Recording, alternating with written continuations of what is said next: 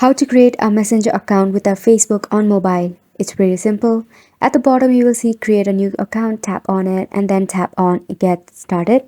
Now first and foremost enter your first name and your last name. Here for an example I have written a random one.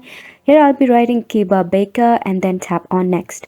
Here set a birthday, again here it is a random birthday right here and tap on set and next. Now go ahead and select your gender and then tap on next. You can now sign up with an email address or mobile number. Here I'll be adding my mobile number. And once you are done, go ahead and tap on next. On to the next step, you have to create a password. So make sure you have entered a strong password. Then once you are done, once again, go ahead and tap on the next button.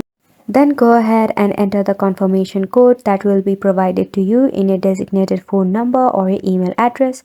Once you do that, now the very last step is to add a profile picture. Here I'm skipping it, and just like that you will be in your messenger without a Facebook. Isn't it simple? Make sure to give it a try and thank you so much for watching.